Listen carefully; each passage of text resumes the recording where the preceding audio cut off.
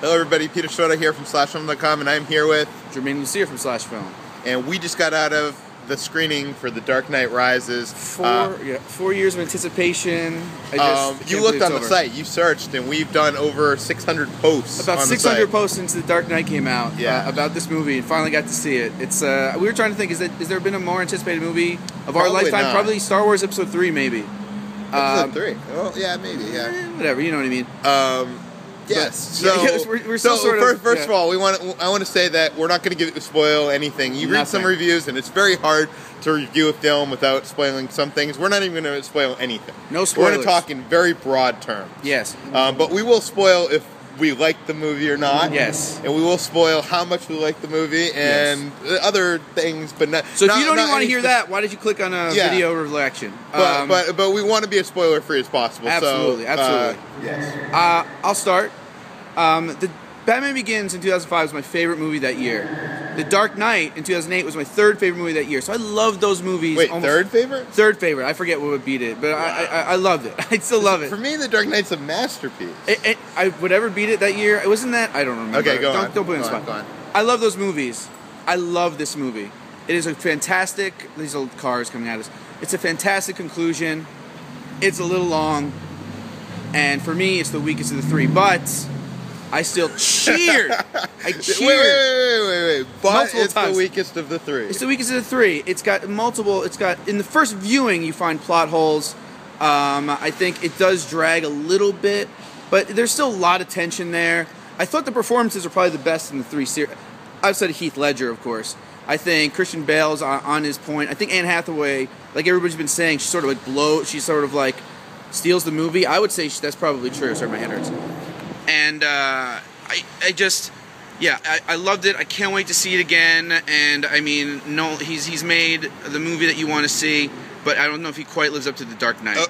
For me, you know, it's surprising how much I actually agree with you here. Mm-hmm. I wouldn't say I loved it, but I liked it a lot. But it was a disappointment coming from The Dark Knight to this. But it's hard. It would have been hard not to be.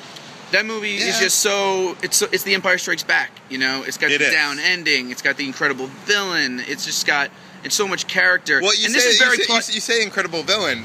Bane in this for me doesn't quite get to the level of the Joker in The Dark Knight, and it doesn't even come close. I mean, maybe from what he does and what he accomplishes and what you see that he's able to do. Well, I think that is impressive, but as a character and as who he is, and I agree with that. But I think with Bane here in this movie, he makes you feel like just desperate, and it's Christopher Nolan too. Like you feel like put through the ringer in this movie, and I think part of that's the runtime, and part of that is just Bane's plan unfolding is almost like exactly what the Joker wanted to do but couldn't.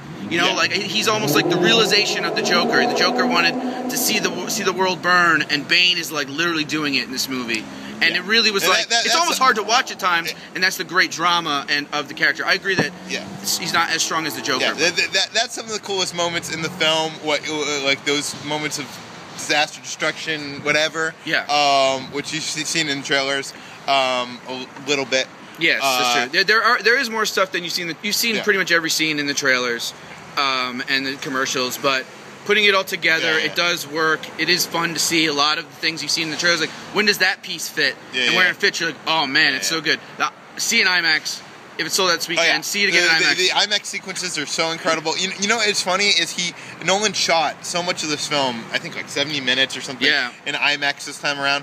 But since he shot so much, it's actually it's a lot more grainy when it's not in IMAX. Yeah, you almost notice like the different, like when it changes. Like in The Dark Knight, I didn't really notice when it changed. Well, I did, but like it was kind of like a whole sequence as in IMAX. This, it has like there's a lot of cuts. There are certain like shots, like it'll be like scene 3 shots in IMAX, another scene, not a lot, you know. And the big action stuff is all in full IMAX, beautiful. But I mean, that's and that's the way he wanted you to see it. But it's a beautiful film. Oh my god! I do want to agree with you that there are a lot of plot holes. Little stuff, not like major plot holes. Or like, not major, but it's nitpicks. Very big nitpicks that you'd be like, oh, well, really, that can't happen, or really, they didn't think of that, or really, they didn't do that in this world. You know, really, that's never happened before in this world. Nitpicks, but as you're watching a movie and expecting it to be The Dark Knight, you're like, okay, keep going, and it ends up wowing and impressing. Yeah, and I want to say that last 30 minutes, incredible. On level with The Dark Knight, maybe even surpassing The Dark Knight. I think the finale of this film blows away the other two, without question. Yeah. It's just I think the other two are a little tighter. It feels like the storyline this time around, without giving anything away, it seemed like Nolan felt the pressure to make this a trilogy.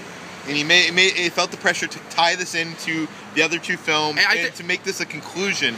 And for me, I think those are the clunkiest, or some of the clunkiest bits of is trying to tie it. And he does it in a genius way. He found some honestly, some clever twists. I understand what you're saying that it's clunky, but being such a fan of like of those movies, I was excited when they would tie back into the previous two. I was like, nice.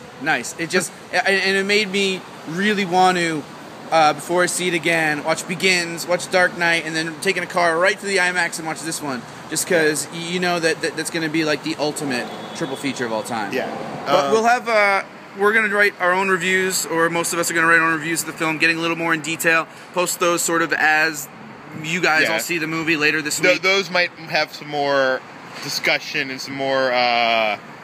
Little hints of what's happening in the film, and then because you want to talk about it. Definitely once it opens, the floodgates will open, and you guys are gonna go crazy at the stuff that happens. But to recap, you loved it, but it's not as good as Dark Knight or Batman Begins.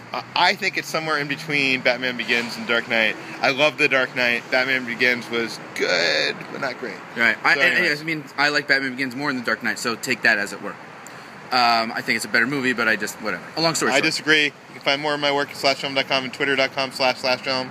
Slashfilm.com, twitter.com/Germain Lussier.